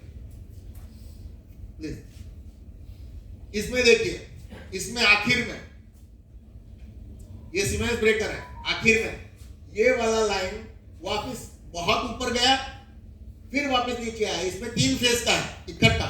थोड़ा ज्यादा कंफ्यूजिंग इसके लिए है कि ये 220 केवी का है जिसमें तीनों फेज के प्लॉट किए हैं। उसमें एक फेज का, ये फेज का ग्राफ ऊपर गया एंड वापस आया। दैट शोज कि जब भी ब्रेकर ऑपरेट हो रहा था तो बहुत ज्यादा रेजिस्टेंस आया एंड देन वापस रेजिस्टेंस कम हुआ, तो वैसा नहीं होना चाहिए। दैट शोज के कांटेक्ट को बीच में कहीं से भी ओपन हो गया था या ओपन नहीं हुआ तो रेजिस्टेंस हाई हुआ था, तो it may be due to additional vibration, due to contact deterioration. तो आप ब्रेकर को खोले बिना ही एक जजमेंट ले सकते हैं कि ब्रेकर को खोलना जरूरी है कि नहीं।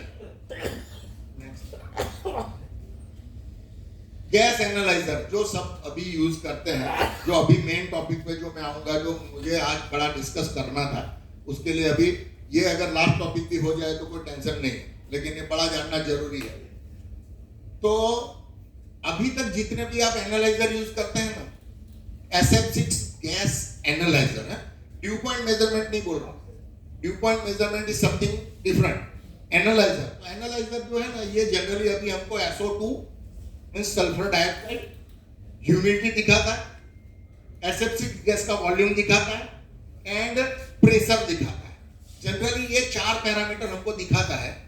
लेकिन जब आप SF6 गैस को एनालाइज कर रहे हैं, ये सिर्फ SO2 की बजाय दूसरे कुछ गैस अगर हम देख पाते, तो जैसे ट्रांसफॉर्मर में, जो लोग फील्ड में हैं उनको मालूम है, जैसे ट्रांसफॉर्मर के लिए आफ्टर फॉल्ट ऑपरेशन या ग्लूकोज ऑपरेट कर जाने के बाद ट्रांसफॉर्मर के लिए हम DGA एनालिसिस करवाते हैं, डिसॉल्व गैस एनालिसिस जिसको बोलते हैं। वैसा ही ब्रेकर के गैस से आप गैस एनालिसिस करके ब्रेकर में लूज कांटेक्ट है कि नहीं, आर्किंग टाइम बढ़ गया है कि नहीं, या तो इंसुलेशन बर्निंग है कि नहीं, वो ब्रेकर को खोले बिना डिक्लेयर कर सकते हैं। इस पे अभी चाइना की एक टीम है जिन्होंने रिसर्च किया है। ये रिसर्च पेपर का एक पार्ट है, अभी आगे जो मैं बता रहा हूं। उन्होंने करीब 400 से प्लस ज्यादा सैंपल को इकट्ठा करके उसमें से एनालिसिस निकाला है, जो एनालिसिस हम आगे देखेंगे।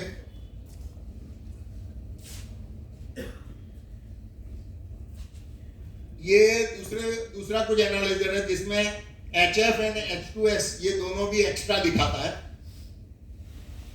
ये जो बड़ा important topic, the decomposition of SF6 causes with the breaking of SF chemical bond and the fracture bond number is proportional to the discharge energy. ये ऐसा बोलना चाहता है कि जब आप SF6 गैस में आर्क करेंगे तो SF6 गैस डिकम्पोज होगा, जिसमें से SF, SF2, SF3, SF4, SF5 ये डिकम्पोज्ड कंपोनेंट बनेंगे, जिसमें से ऑड नंबर वाले कंपोनेंट जो है SF, SF3 एंड SF5 वो हमारे लीस्ट कंसर्न है, क्योंकि वो स्टेबल नहीं है। इवेंचुअली वो किसी न किसी के साथ कंबाइन हो जाएंगे, क्योंकि उसमें एक फ्री इलेक्ट्रॉन की जगह है, जबकि SF2 एंड SF4 वो इजीली किसी के साथ कंबाइन नहीं होते। तो SF2 एंड SF4 हमारा ग्रेटर कंसर्न है। उसके साथ अगर ऑक्सीजन नहीं है तो ये सल्फर एंड फ्लोरीन, यस, तो ये तो आगे जाके और ऑक्सीजन नहीं है तो कार्बन के साथ अटैच हो सकते हैं, और वो कार्बन कहां से आता है वो भी बताओ प्लीज। ये पूरा चेन है, ये चेन बड़ा रेयर है, कोई जगह पे कोई ऐसा बताता नहीं है। आप देखेंगे SF6 वो SF3, 2, 4, 5, SF, S and F इतने में डिकम्पोज हो सकता है। एंड उसमें सब जगह पे नेक्स्ट लेवल देखेंगे ना तो सब जगह पे O एंड OH है या H2 है, मीन्स ऑक्सीजन या ऑक्सीजन हाइड्रोजन या तो फिर पानी।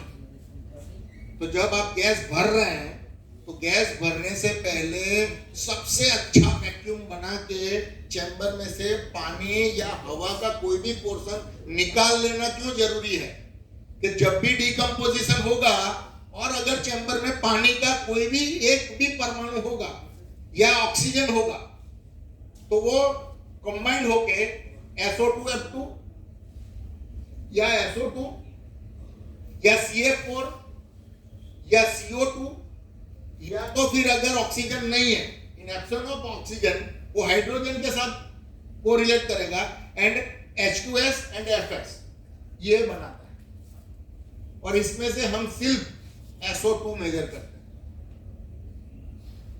अभी SO2 जो है वो लोअर एनर्जी, जब आपका कॉम्बिनेशन होता है तब SO2 जनरेशन बड़ा कॉमन, मींस पार्शियल डिस्चार्ज होता है तब भी SO2 जनरेट होता है।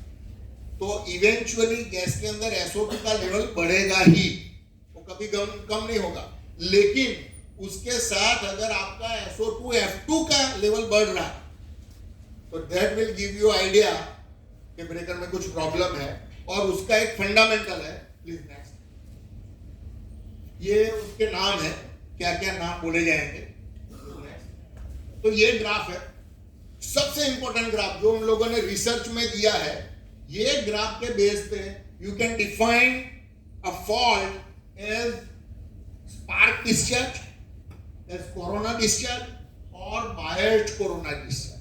बायस्ड कोरोना डिस्चार्ज जो है वो ये सिचुएशन है कि वो पार्शियल डिस्चार्ज से स्पार्क डिस्चार्ज में इन बिटवीन है, वो पार्शियल डिस्चार्ज नहीं है, उससे ज्यादा है लेकिन वो स्पार्क तक नहीं पहुंचा है, जिसको बोलेंगे बायस्ड डिस्चार्ज।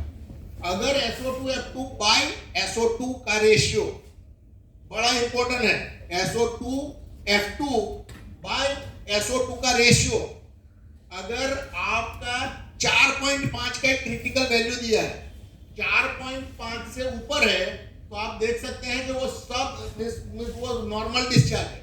लेकिन वो रेशियो अगर 4.5 से कम है वो सब आर्क डिस्चार्ज में चला जाए, और वो हम अभी मेजर नहीं कर रहे।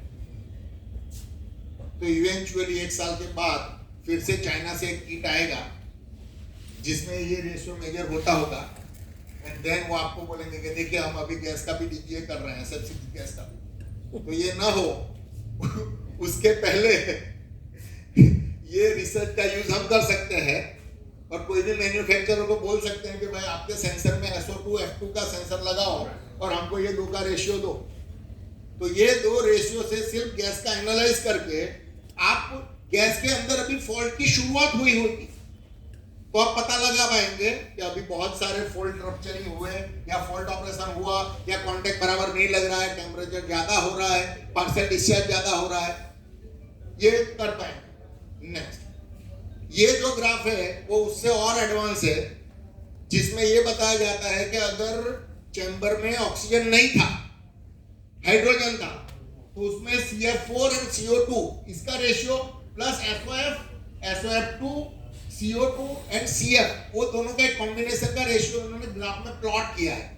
और ये ग्राफ के प्लॉट में उन्होंने दिखाया कि गैप डिफेक्ट, तो अगर कांटेक्ट में कहीं पे गैप है और वो गैप का डिफेक्ट है तो ग्रीन जोन में परटेक्ट करेगा। और ये बहुत सारे जोन अभी मिले जुले हैं, तो क्लियर आइडिया सिर्फ रेड डॉट का आ रहा है जिसमें पार्टिकल डिफेक्ट लिखा है। तो वो पार्टिकल डिफेक्ट क्या है? एक्चुअल इंसुलेशन फेलियर, मींस आपका टायरोड जो है वो जल रहा है, या तो SF6 फील्ड सीटी आता है, SF6 फील्ड बुशिंग आता है, जिसमें कुछ भी ऐसा insulating material rather than gas के अलावा कुछ भी इंसुलेटिंग मटेरियल डाला हुआ है वो जलेगा। तो वो टाइम पे आपका ये पार्टिकल डिस्चार्ज के केस में आपका ये रेशियो जो है वो रेड डॉट में पर्टेन करेगा। तो ये रेशियो के मुताबिक आप जैसे ट्रांसफार्मर का गैस एनालिसिस करते हैं वैसा ब्रेकर का गैस एनालिसिस कर सकेंगे। ये कुछ काम है जो हम फील्ड में कर रहे थे। नेक्स्ट, ये उसके आगे का ये कांटेक्ट ओवर ट्रैवल कर गया तो कांटेक्ट का नोजल भी टूट गया था, आगे जाके इतना जोर से ठोका और टायरोड टूट गया। टायरोड टूट गया और उसके बाद वहां पे ये जो ऐश है ना, ये जो एसिड दिख रहा है वो चैम्बर के अंदर से निकला था, जला हुआ। और वो टाइम पे जो SF6 गैस हमने निकाला था इतना कड़वा, नाक में जलने वाला, और उसको बोला जाएगा टॉक्सिक। तो वो ह्यूमन के लिए टॉक्सिक है। तो जब भी गैस हैंडलिंग कर रहे हैं और स्पेसिफिकली पुराने गैस को हैंडल कर रहे हैं तो उसमें SF2, SO2, SO2F2 ऐसे कंपोनेंट है जो वाटर सॉल्युबल है, जो आपके नाक से जाएंगे और सॉल्युबल होकर फेफड़े में बैठ जाएंगे और फेफड़े का खलास करेंगे। तो बहुत सारे लोग ऐसे वो YouTube वाले दिखाते ना SF6 गैस को ऐसे फिर आवाज चेंज करते, क्योंकि उसकी डेंसिटी अलग है, तो आपका वॉइस का वॉइस का जो कोड है वो चेंज हो जाएगा। वैसा पुराने गैस के साथ नहीं करना। बॉटल में नया गैस है और वैसा ट्राई कर लिया तो बड़ा अच्छा है। पुराना गैस होगा तो उसमें और एसिडिक कंपोनेंट होंगे जो फेफड़े चले जाएंगे आप। हाँ ले गैस का सैंपल नहीं वो आ रहे ये टायरोड टूट गया था जो फाइनली जला हुआ मिला था हमको। नेक्स्ट, ये DLF ब्रेकर है जिसका ओवररोलिंग कर रहे थे, उसके कांटेक्ट आप देखिए 32 साल पुराना ब्रेकर है ना, 32 से 36 साल हो गए शायद। अभी ब्रेकर में किसी को क्वेश्चन है तो अभी संभाल के रखो। ट्रांसफार्मर में किसी को अगर आगे ट्रांसफार्मर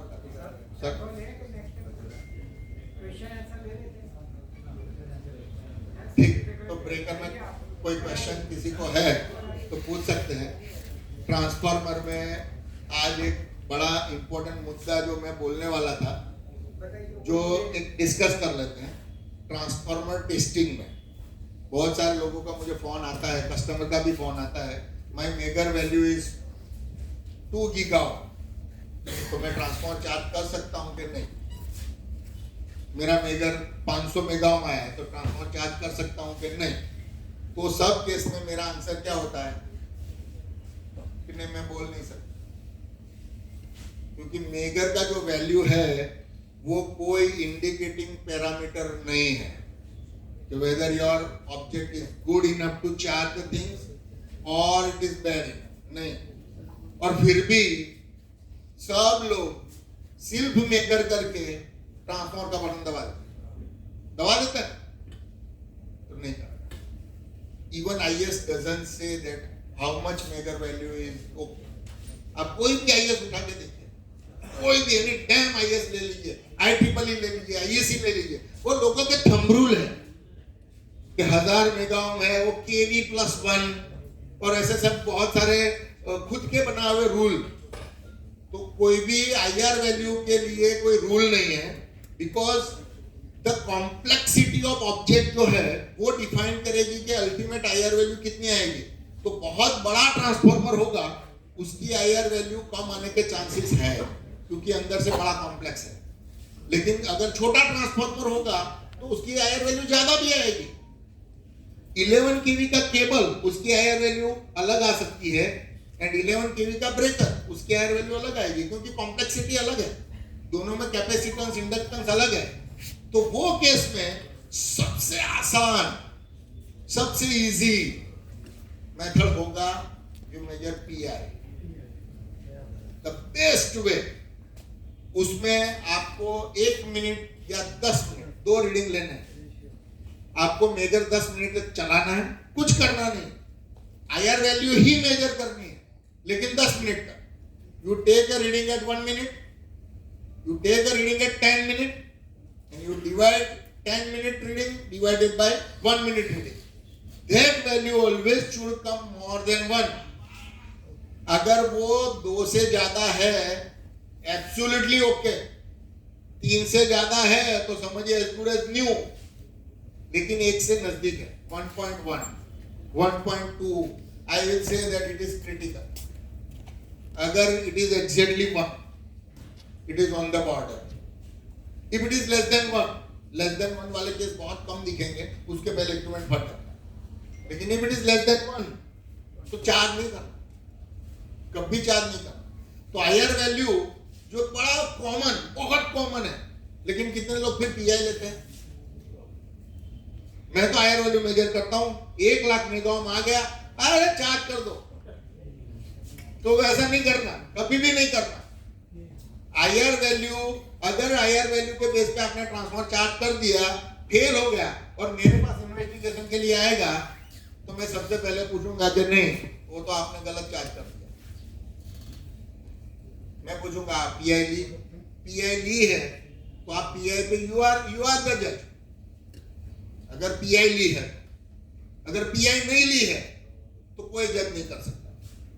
तो ज्यादा बेहतर है, हम IR वैल्यू के बारे में बड़ा पढ़ते हैं लेकिन कोई भी जगह पे कोई भी बंदा PI के बारे में नहीं चर्चा करता। हालांकि पहले जेडको में ऐसा प्रोसेस था कि PI लेते थे, बाद में धीरे धीरे प्रोसेस ऐसा हो गया कि IR लो बस।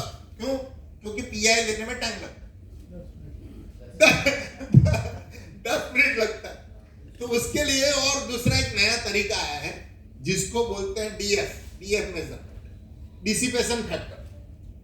तो बड़ा क्विक है, you take 10 second reading, you take 1 minute. That will give you an idea about a moisture in insulation. वो इंसुलेशन की क्वालिटी के बारे में कुछ नहीं बता पाएगा, लेकिन उसमें मॉइस्चर है कि नहीं। तो आप अगर ट्रांसफॉर्मर चार्ज कर रहे हैं, your biggest concern is what, तो उसमें मॉइस्चर है कि नहीं। आपको कुछ करना नहीं, मेगर चालू करो, 10 सेकंड का रीडिंग लो और फिर 1 मिनट का reading low and same 1 minute reading divided by 10 second reading, वो आपका 3 से ज्यादा आना चाहिए। That is called dissipation factor, बराबर है। तो डिसिपेशन फैक्टर आप ले सकते हैं फटाफट और उससे आपको आइडिया आएगा कि उसमें मॉइस्चर है कि नहीं। और अगर आप बहुत बार मेगर ले चुके हैं एंड PI लेते हैं तो आपको 2-3 मिनट के बाद अंदाजा आ जाएगा कि अभी ये PI जो है वो more than 1 होगा, more than 2 होगा या ज्यादा होगा। तो मैं टेस्ट को बीच में ही रोक सकता है, आसान से रोक सकता है। तो ट्रांसफार्मर के बारे में और दूसरा कुछ किसी को भी पूछना है, ब्रेकर के बारे में किसी को कुछ भी पूछना है, तो आपके अगर कोई भी क्वेश्चन है तो आप मुझे पूछ सकते हो।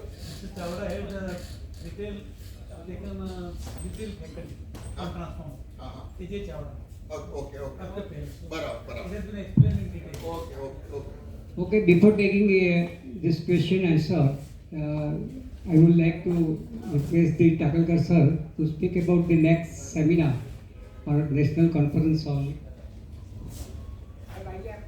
the Society of Power is going to, Odal chapter is going to organize 2-day conference on civil engineering aspects in power sector and industries on 7th and 8th of December at FGI Auditorium, Sevasi, Vadodara.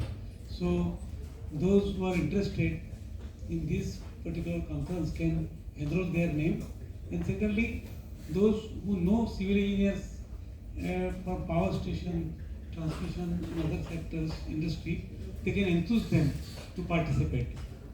The information related is available on the website of the Society of Power Engineers, and anybody can become a member, enroll himself as a delegate. Delegate fees is 1,000 rupees. So kindly get benefit of this particular civil engineering seminar.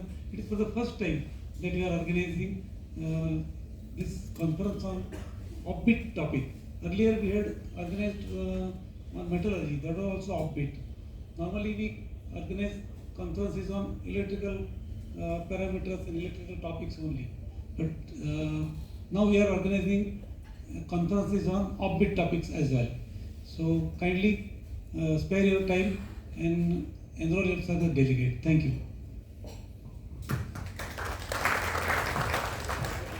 Okay, now question answer. Vaidi, will you help? किसी को पूछना है तो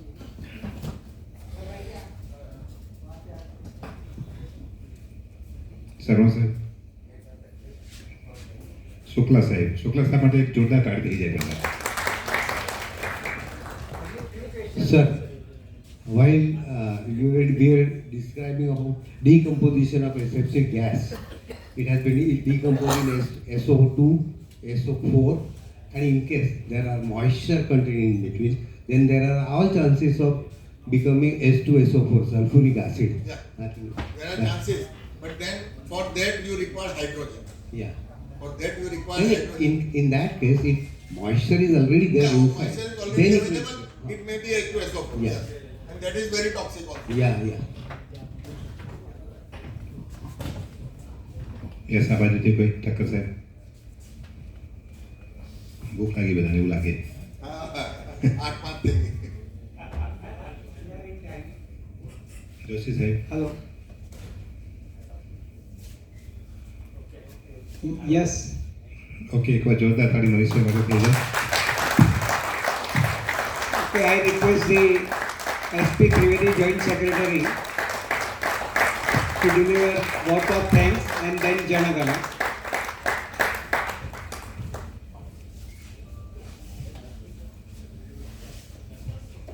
On behalf of Society of Power Engineers, I thankful to all ST members who spare their time and attended this seminar.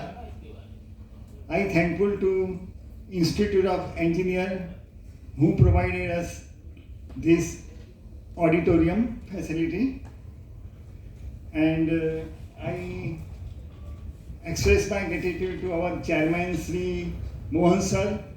In spite of his wife under treatment and hospitalized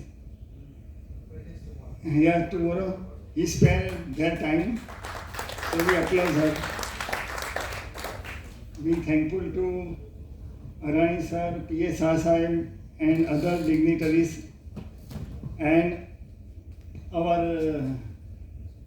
speaker, learned speaker, Mr. Manish Pandya, who has given an excellent lecture, was very, very technical and practical.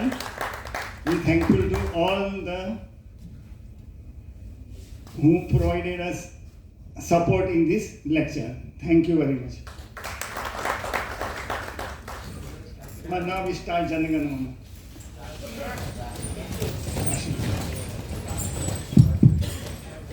Jana Gana Mana अधिनायक जय हे भारत भाग्य विधाता, पंजाब सिंध गुजरात द्राविड उत्कल